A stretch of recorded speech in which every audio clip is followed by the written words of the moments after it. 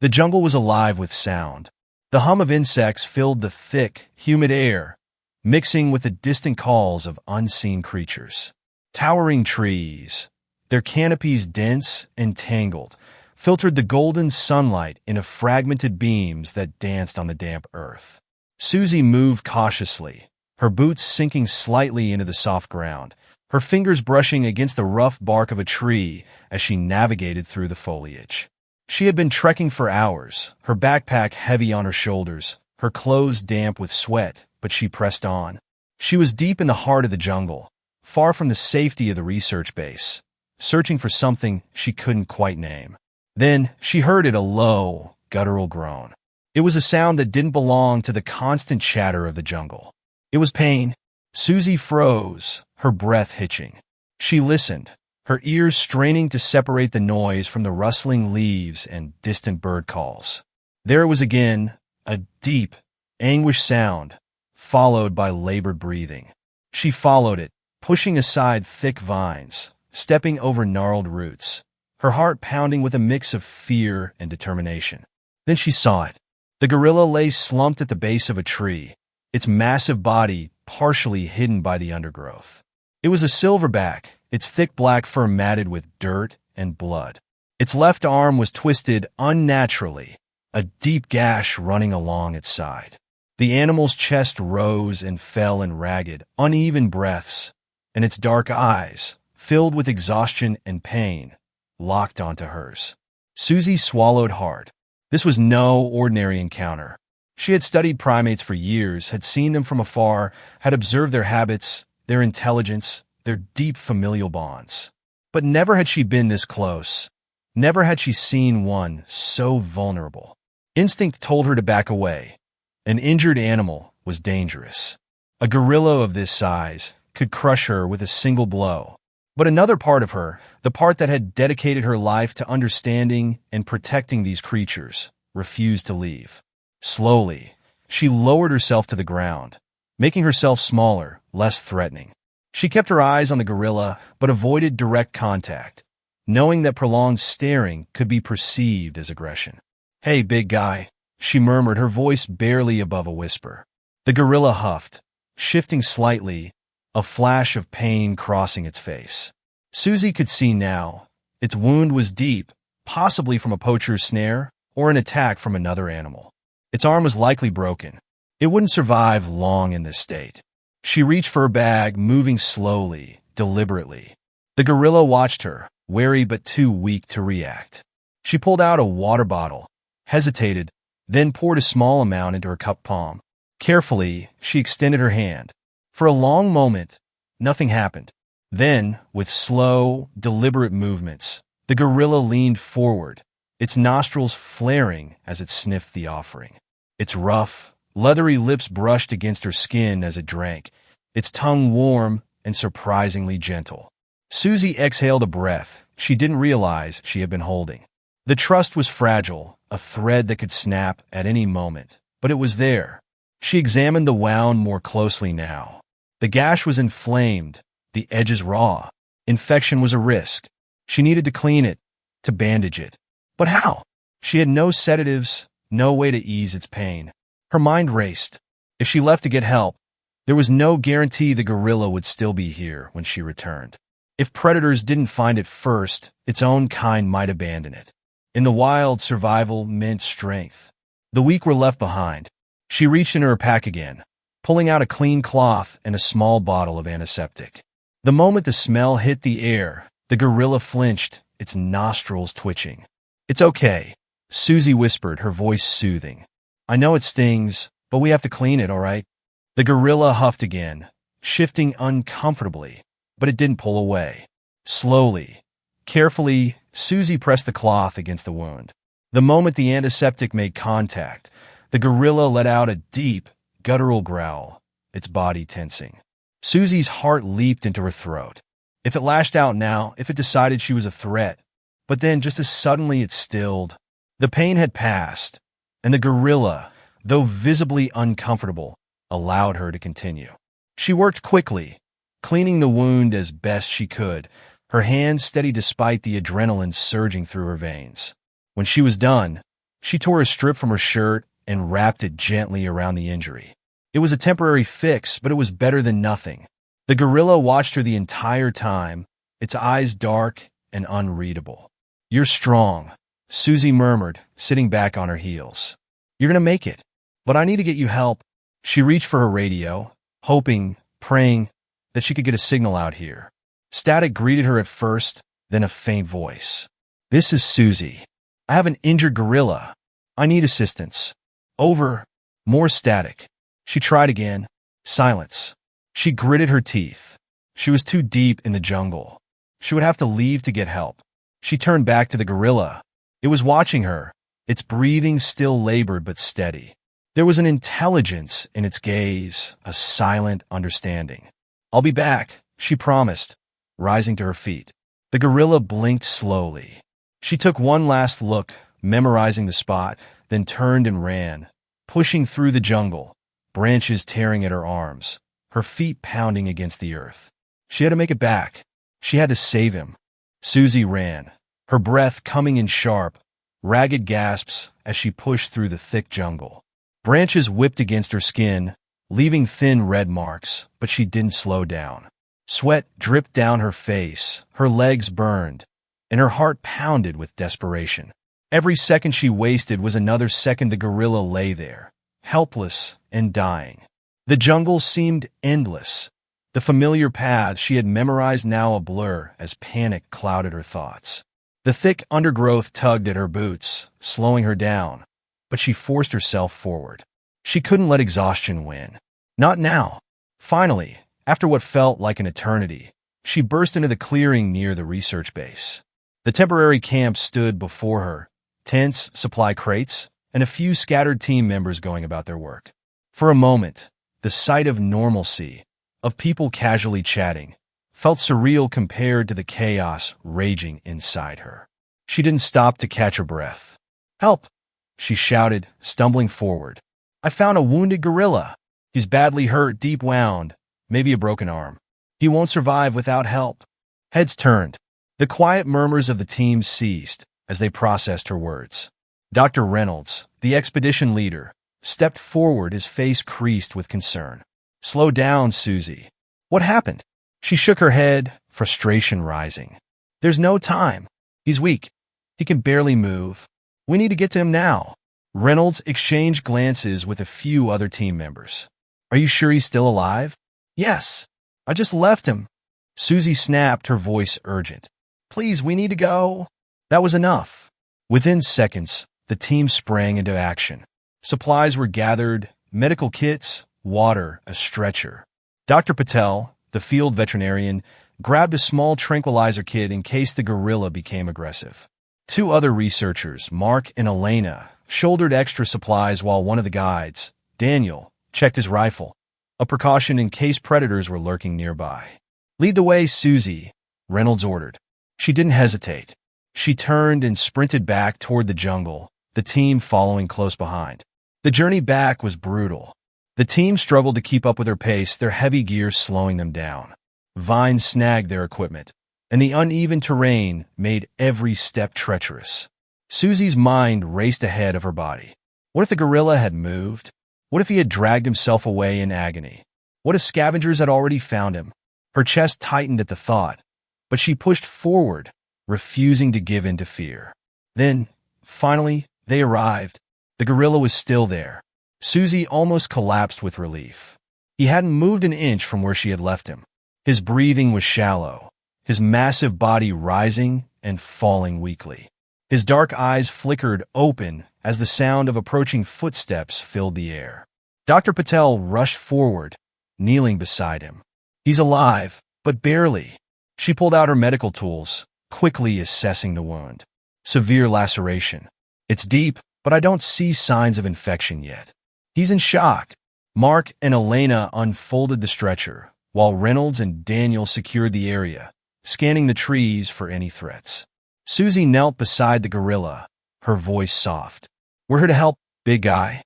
Just hold on." The gorilla blinked, too weak to react, too weak to fight. Patel worked quickly, cleaning the wound with practiced hands. "We'll need to stabilize him before moving him," she said. Susie talked to him. Keep him calm. Susie reached out, resting her palm lightly on his arm. You're safe, she murmured. We've got you. The team worked with precision, their movements swift and controlled. The tension was thick, but they had a chance now. A real chance to save him. And Susie wasn't going to let anything stop them. Susie wiped the sweat from her brow, her hands trembling as she adjusted her grip on the stretcher. The injured gorilla, his massive frame barely shifting under the weight of his own exhaustion, lay motionless as the team worked quickly around him. The jungle hummed with life, oblivious to the desperate effort unfolding in its depths. Dr. Patel finished securing the makeshift bandages around the gorilla's wound, her hands steady despite the urgency. We need to move now, she said, her voice firm. If we wait any longer, he might not survive the trip. Mark and Elena exchanged tense glances before gripping the edges of the stretcher. He's heavier than we thought, Mark muttered, shifting his stance. This won't be easy. Susie's muscles burned with exhaustion, but she pushed the pain aside. We don't have a choice, she said. Let's get him out of here. The group heaved, their bodies straining as they lifted the gorilla from the jungle floor. A deep groan escaped from his chest, his eyes fluttering open for a brief moment before closing again. He's still with us, Susie whispered, half to herself. The trek back to the vehicles was brutal. The uneven ground, the tangled roots, the weight of the unconscious silverback, it all worked against them. Susie felt her legs shaking with each step, her breath coming in short gasps. But she refused to let go. Branches scraped against her arms, the rough fabric of the stretcher biting into her hands. Every few minutes, they had to stop and adjust, sweat dripping into their eyes as they struggled to keep moving. The humiliation of it all gnawed at her. She had spent years training for this kind of field work, but now, dragging a dying gorilla through the wilderness, she felt powerless. They stumbled more than once. Daniel nearly lost his footing on a slick patch of mud, and the stretcher tilted dangerously before Reynolds caught it. No one spoke. There was no time for words. By the time they reached the dirt road, Susie's entire body was numb with exhaustion. The Jeep stood waiting, its engine running, the only promise of salvation they had left. Get him in, Reynolds ordered. They maneuvered the stretcher into the back, carefully laying the gorilla down. Dr. Patel climbed in beside him, immediately checking his pulse. He's fading, she warned. We need to go now. Susie barely had time to climb in before the Jeep lurched forward, tires kicking up dust as they sped toward the reserve. She kept her hand on the gorilla's arm the entire ride, whispering to him, even though she knew he probably couldn't hear. You're going to be okay, she said, her voice cracking. Just hold on a little longer. The road was rough, the ride bumpy, but they didn't stop. The trees blurred past them, the jungle giving way to open fields as they neared the reserve. Then, finally, after what felt like an eternity, the gates loomed ahead. The moment they arrived, a team of veterinarians and caregivers swarmed the Jeep. The stretcher was lifted again, this time onto a clean, prepared area where proper medical tools waited. Dr. Patel took charge, barking orders as they checked the gorilla's vitals, redressed his wound, and administered fluids. Susie stepped back, her legs barely holding her up. The exhaustion hit her all at once, but she refused to look away. Will he make it? She asked. Dr. Patel didn't answer immediately. She pressed her stethoscope to the gorilla's broad chest, her brow furrowed. Then finally she exhaled. He's strong. He has a chance. Relief flooded Susie so fast it nearly knocked her off her feet. She watched as they worked, her eyes fixed on the gorilla's face.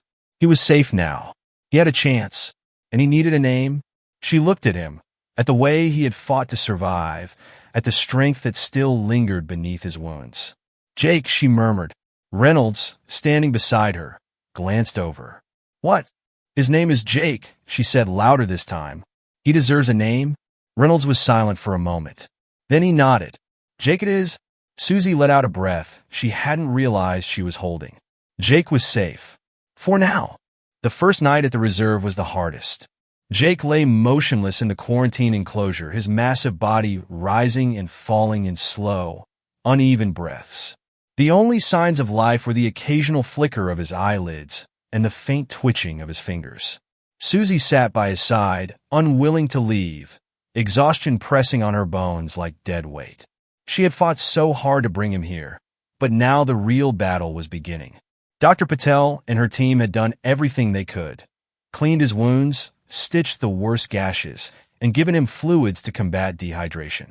But his body was weak, his muscles limp from exhaustion. If he didn't start eating, if his body didn't fight for survival, all their efforts would be for nothing. Susie wrapped her arms around herself, watching Jake's still form in the dim light of the enclosure. The air smelled of antiseptic and damp earth. The soft hum of the reserve at night, a mixture of distant animal calls and the rustling of trees, felt eerily detached from the crisis in front of her. "You need to wake up," she whispered. "You made it this far. Don't give up now." But Jake didn't move. The next morning, Susie barely had the strength to pull herself up from the stool where she had dozed off. Her back ached. Her head felt stuffed with fog, but she forced herself to focus. Jake was still breathing. That was something. Dr. Patel arrived early, clipboard in hand. She checked his vitals, frowning as she ran her fingers gently over his wound. "He's stable, but he's not out of danger. He needs to start eating soon, or his body will shut down." Susie nodded, determination hardening her exhaustion. "Then we'll make him eat." She spent the next hour preparing soft fruits, bananas, mashed mangoes, and papaya. She remembered reading about how injured primates often refused to eat when they were in pain, their bodies instinctively shutting down. But she wouldn't let that happen to Jake. Armed with a small bowl of food, she knelt beside him. "Hey, big guy," she murmured, keeping her voice soft. "I know you're tired, but you have to eat." No response. She dipped her fingers into the mashed fruit and gently touched them to his lips. He barely reacted, only the faintest twitch of his nose. Susie gritted her teeth. If he wouldn't take food willingly, she would have to force the issue. She grabbed a syringe used for feeding weak animals and carefully filled it with the fruit mixture. Then, with extreme caution, she pressed the tip to his lips and squeezed just a few drops inside. For a long moment, nothing happened. Then, slowly, Jake swallowed. Susie let out a shaky breath. It wasn't much, but it was a start. The following days were a brutal cycle of exhaustion, frustration, and hope. Susie stayed by Jake's side, feeding him little by little, coaxing him to take in just enough nutrients to keep his body from shutting down completely. At times, it felt humiliating. She had spent years studying primates, working in the field, preparing for moments like this. And yet, here she was, sitting on the cold floor of a quarantine enclosure, begging a half-conscious gorilla to take another bite of mashed banana like a desperate fool. But she refused to give up. By the end of the first week, Jake was eating without the syringe.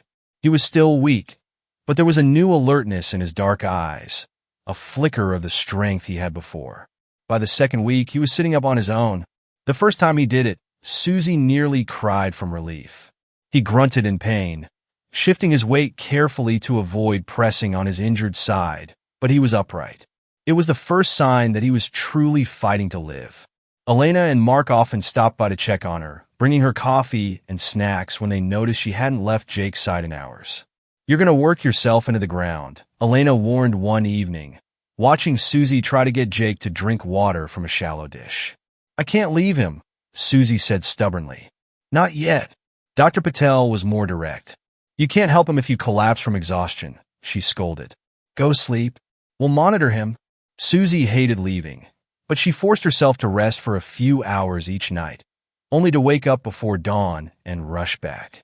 Jake was improving, but it wasn't fast enough. His movements were sluggish, his strength nowhere near what it should have been. Some of the other researchers had started murmuring about the possibility that he might never fully recover. Susie refused to believe that.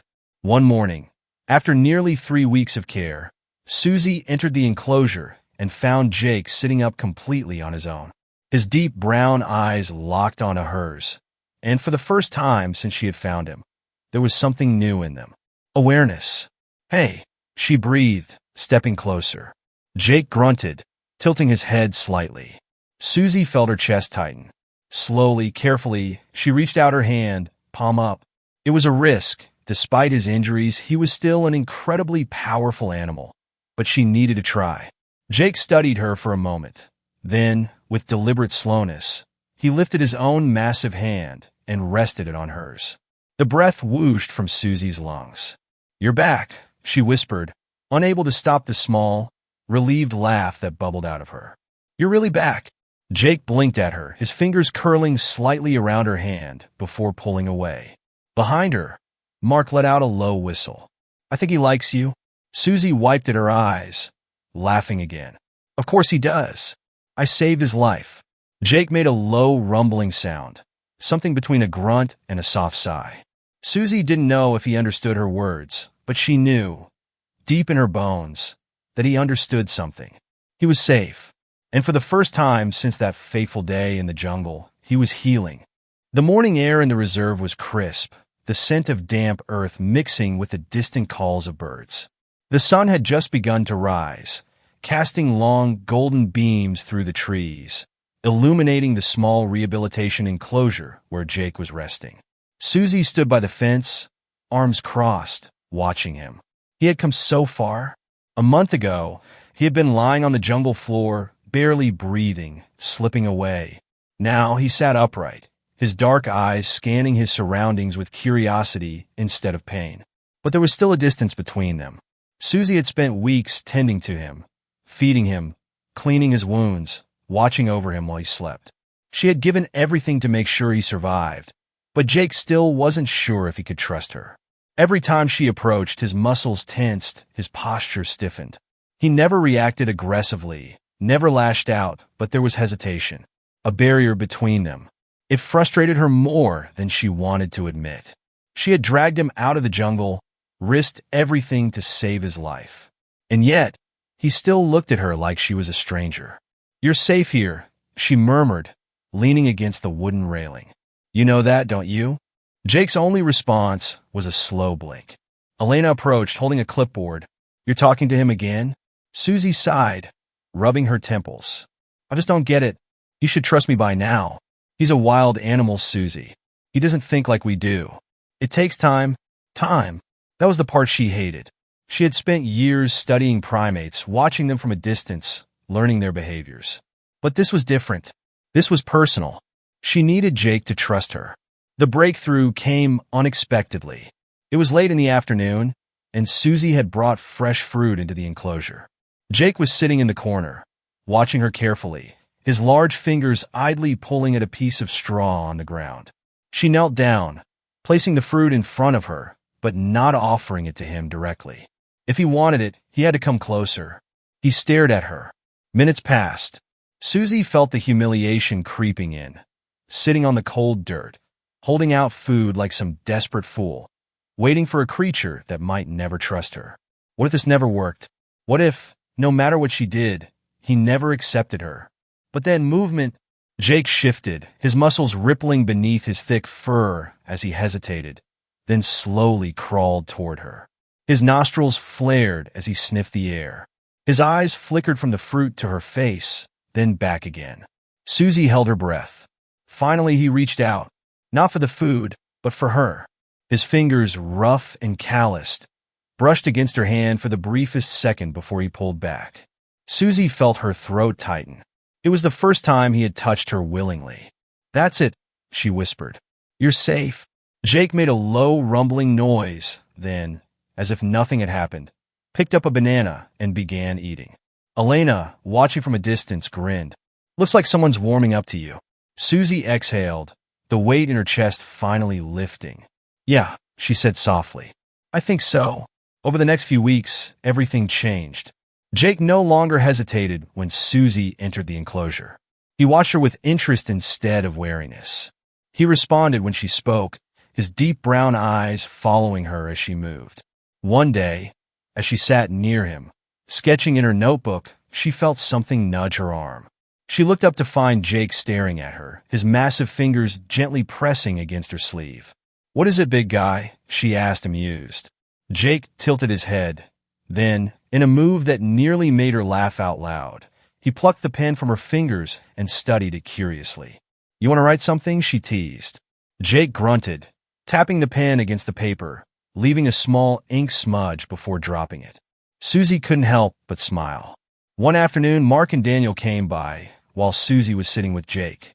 "You two are inseparable now," Mark observed, leaning against the fence.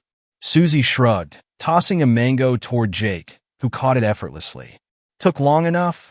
Daniel raised an eyebrow. "You ever think about what happens when he's fully healed? When he has to go back into the wild?" Susie stiffened. She hadn't allowed herself to think about that. Jake was getting stronger every day. His wounds had mostly healed, his fur was regaining its healthy shine, and his movements were fluid again.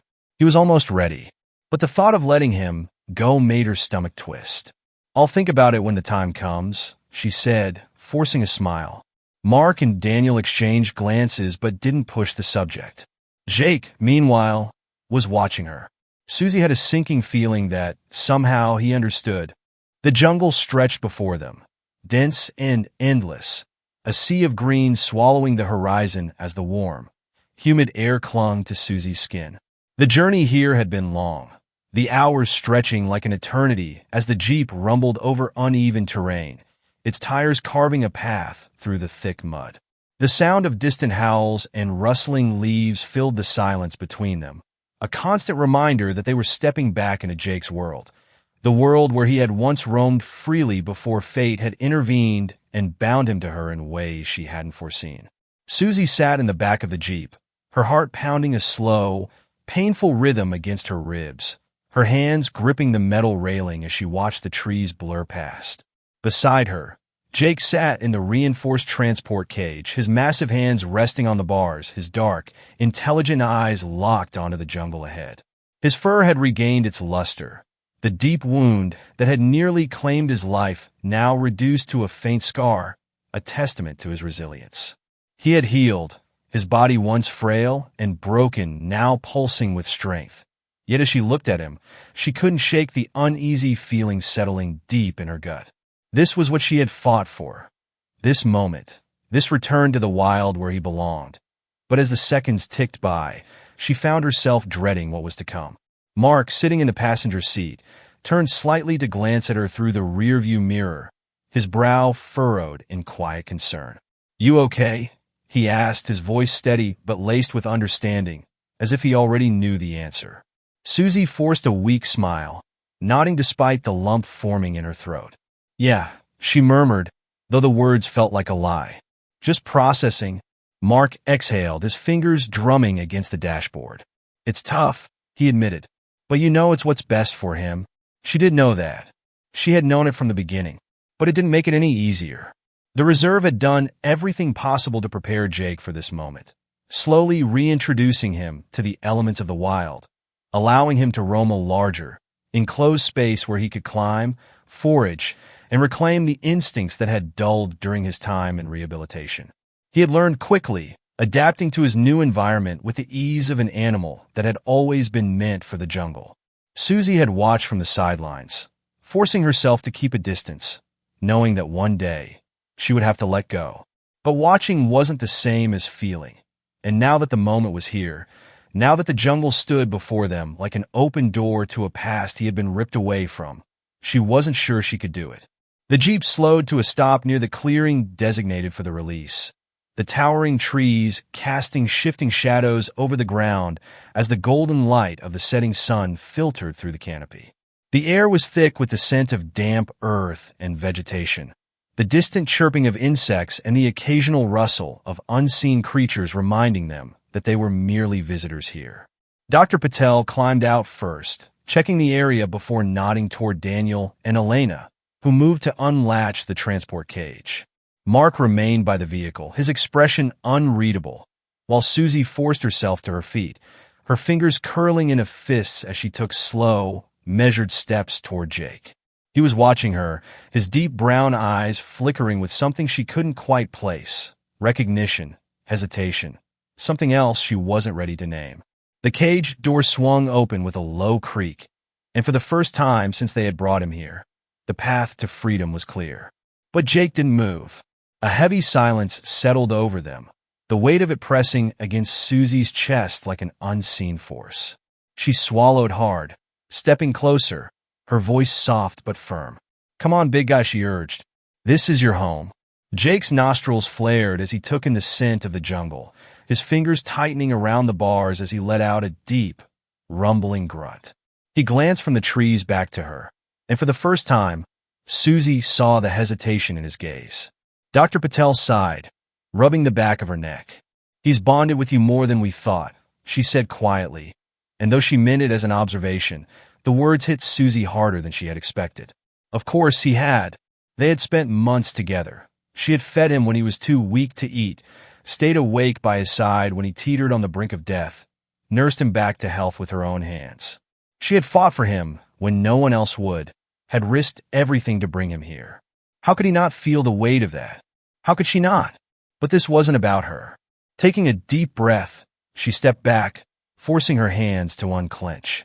"Go, Jake," she whispered, her voice barely above the wind rustling through the trees. "It's okay." For a moment, nothing happened. Then, with a slow exhale, Jake shifted his weight, his muscles tensing beneath his thick fur. He hesitated for just a second longer before taking a step forward, his massive frame moving with deliberate grace as he crossed the threshold of the cage and stepped onto the damp earth.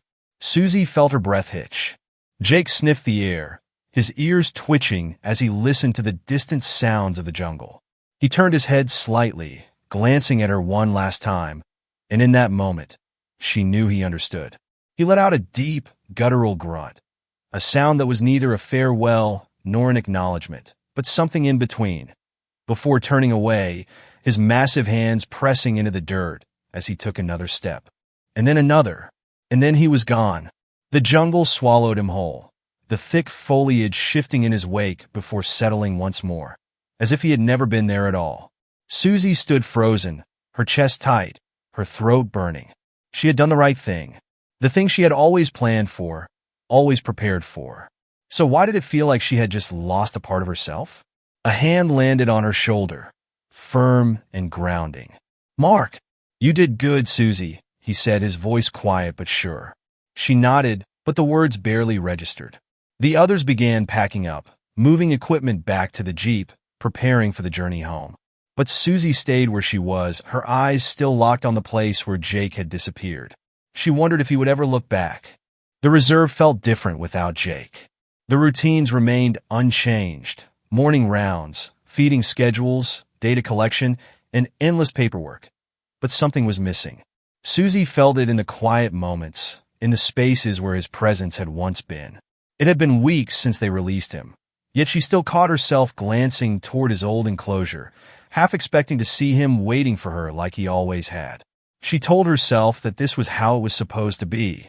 Jake belonged to the jungle, not to the confines of human care, and his release had been a victory. A hard-earned, bittersweet victory. But no amount of logic could shake the ache in her chest, the dull, gnawing absence of him. She had thought that time would dull the longing, that the distance between them would settle into something easier, but instead, it lingered, a quiet presence in the back of her mind. At night, when the reserve was still and the only sound was the distant hum of nocturnal life, she found herself listening, waiting for the familiar rumbling breath, the subtle shifting of weight, the presence that had once filled her days. The others noticed. Mark had stopped cracking jokes about herb attachment issues, and Elena had started bringing her extra coffee in the mornings without a word.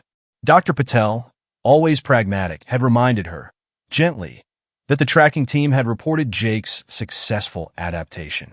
He was hunting, climbing, even interacting with a small group of wild gorillas. "He's doing fine, Susie," Patel had said. "You should be happy." She was.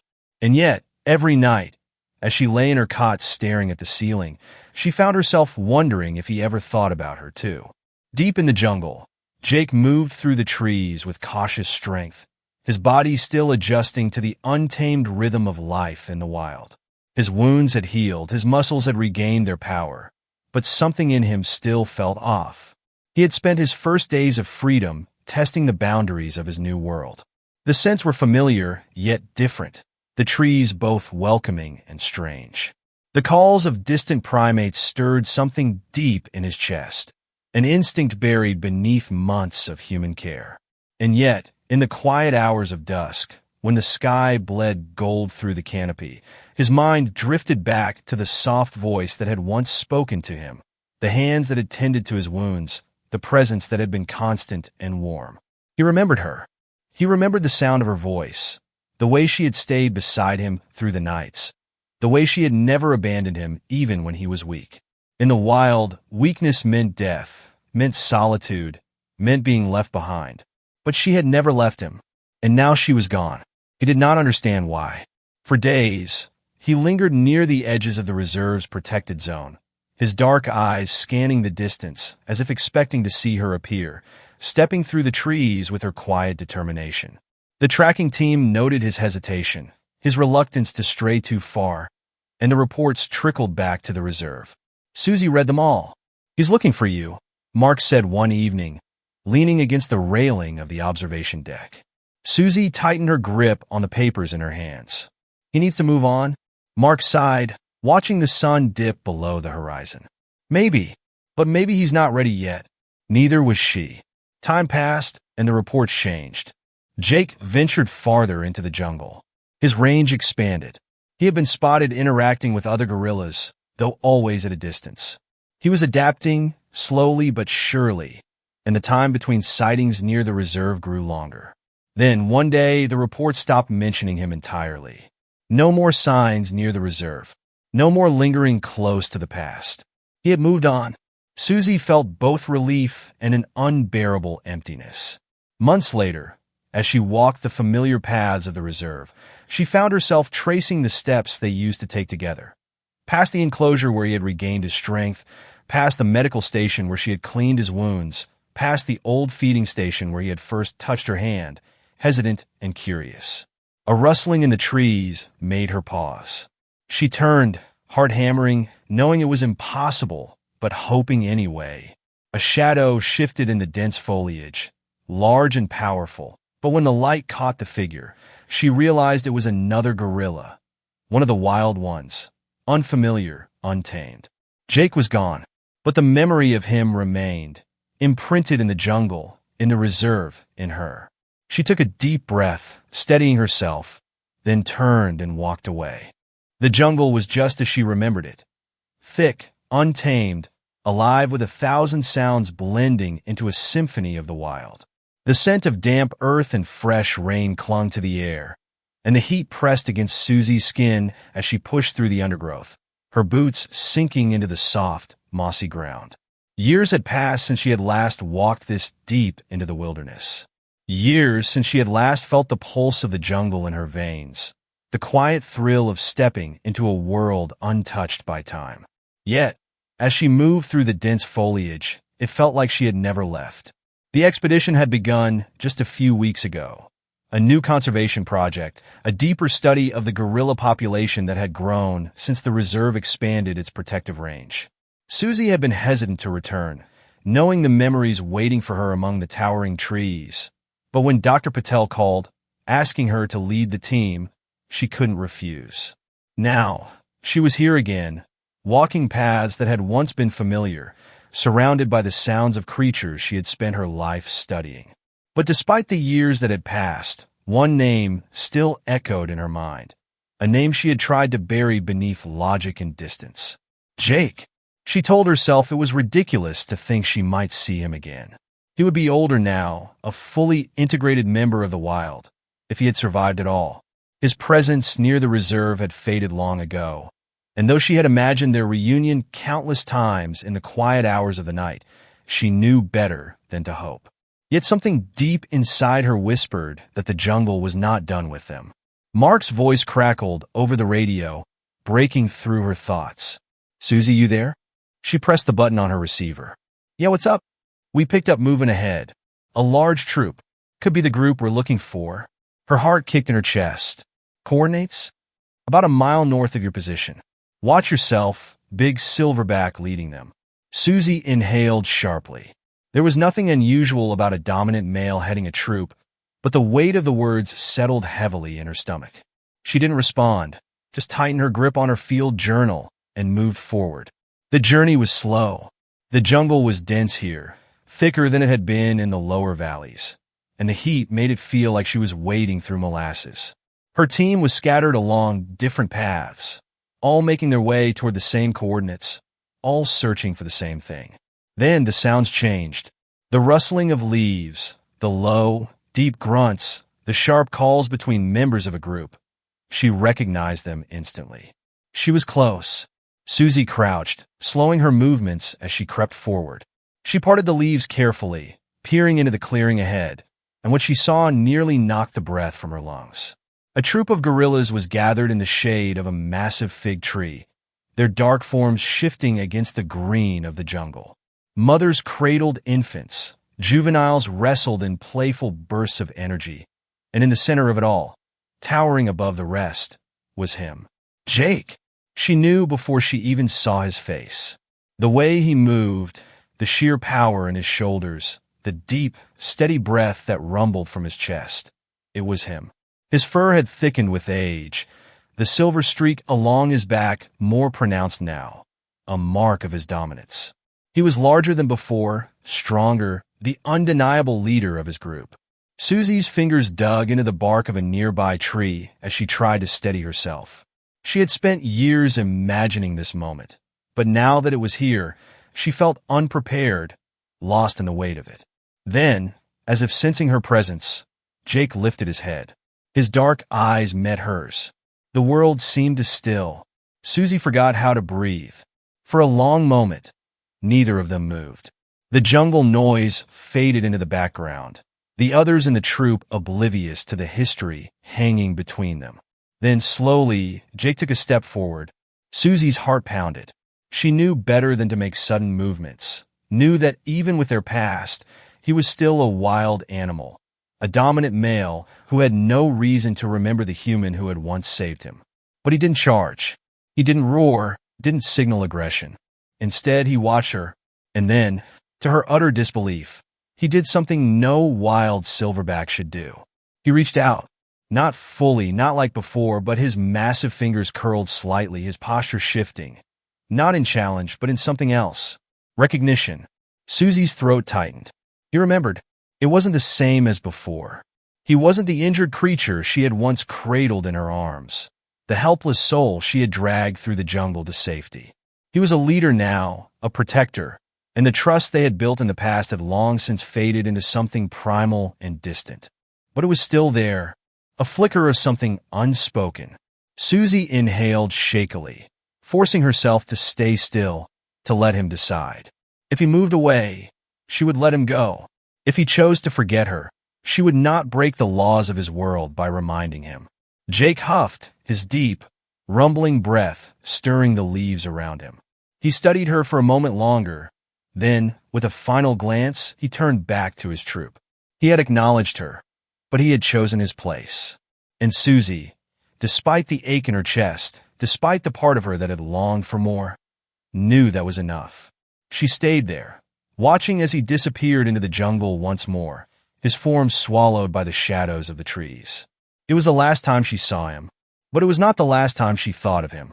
The jungle was thick with heat, the air dense and unmoving as Susie remained frozen in place, her pulse hammering in her throat. Jake stood before her, his towering form framed by the dappled light filtering through the canopy, his deep, dark eyes locked onto hers with an intensity that sent a shiver down her spine. She had spent years wondering what this moment would feel like, whether he would remember her, whether she had been nothing more than a fleeting presence in the long stretch of his life. Now, standing face to face with him once more, she felt as though the world had shrunk, as if only the two of them existed in this ancient, untamed place. The troop behind him moved restlessly, some watching with quiet curiosity, others ignoring the moment entirely, preoccupied with their own instincts. The younger gorillas hung back, shifting uncertainly, while the females cast brief glances toward their leader, as if waiting for his reaction. But Jake didn't move. Susie barely breathed, her body locked between hope and fear. She knew better than to expect anything. He was wild now, a dominant silverback, bound by the rules of his own world. Yet, the flicker of something familiar in his expression made her chest tighten. He knew her, but knowing was not the same as accepting. Mark's voice crackled in her earpiece, sharp and urgent. "Susie, fall back. That's a silverback, not a pet." She ignored him. Every instinct told her to stay still, to let Jake decide. She had entered his world, not the other way around. And if he rejected her, if he turned away now, she would have to accept it. Slowly, cautiously, Jake took a step forward. The jungle floor trembled beneath his weight, the powerful muscles in his arms shifting as he closed the distance between them. Susie fought the urge to step back, not out of fear, but out of the overwhelming reality that this was happening. One more step, then another. The distance between them shrank until he was close enough that she could see the tiny flecks of silver in his fur, the scars along his knuckles, the depth in his gaze that had once been so familiar. Then he reached out. Susie's breath caught in her throat as Jake's massive hand, rough and calloused from years in the wild, extended toward her with slow, deliberate purpose. The world stilled. His fingers brushed against her arm, just barely, as if testing reality, as if trying to confirm that she was real and not some ghost of his past. The contact sent a shockwave through her body, an indescribable mix of emotions crashing over her like a tidal wave. Then, something impossible happened. Jake grunted, a deep, guttural sound that rumbled in his chest. A sound not of warning, not of dominance, but of recognition, of familiarity, of something lost and now found. Before she could even process it, he moved closer, his arms wrapping around her in a slow, deliberate embrace. Susie stiffened, her heart stopping for a brief, weightless moment. Jake was hugging her. The sheer size of him dwarfed her completely, his arms powerful, yet impossibly gentle as they enveloped her in warmth. His breath was steady, deep, and he held her as if she were something precious, something long forgotten and suddenly remembered. The radio in her ear went dead silent. Mark, Elena, Daniel, Dr. Patel, her entire team stood frozen, watching with wide eyes, their disbelief mirroring her own. A silverback, a wild, dominant male, was embracing a human. No one spoke. No one dared to break the fragile, unbelievable moment unfolding before them. Tears welled in Susie's eyes, but she didn't move, didn't dare disrupt whatever fragile connection had bridged the impossible gap between them. Her fingers trembled as she slowly raised her hands, pressing them lightly against Jake's thick fur, feeling the warmth of him beneath her fingertips. A choked breath escaped her lips, and Jake let out a low, contented rumble in response. He remembered the weight of everything, of the years apart, of the doubts and fears, of the endless wondering, collapsed all at once, leaving only the undeniable truth. She had never truly lost him. Mark was the first to move, his voice breaking through the stunned silence. "Holy hell?" That seemed to snap the others out of their trance. Elena wiped at her face, blinking rapidly. Daniel, usually composed, was visibly shaken. Dr. Patel, the scientist who had always relied on logic and reason, was speechless. The jungle seemed to exhale, as if it too had been holding its breath. Jake released her slowly, his arms dropping back to his sides, but his gaze never wavered. There was no uncertainty now, no hesitation, only understanding. Susie wiped at her cheeks, laughing shakily. "You're bigger than I remember," she whispered, her voice thick with emotion. Jake huffed in response, his deep chest rising and falling. And though he couldn't understand her words, something in his expression told her he understood everything that mattered. She had come back, and he had never truly left. For a moment, Susie considered staying. But as she looked around, at the troop waiting behind him, at the wild world that was now his home, she knew she couldn't. She had saved him once. Now, he had saved her. With one last deep rumble, Jake turned away, retreating back to his troop. The spell was broken, but the memory, the moment, the impossible bond between them, it would never fade. As Susie stood there, watching him disappear once more into the jungle, she knew one thing with absolute certainty. No matter how much time passed, no matter how far they traveled apart, she and Jake would always find their way back to each other.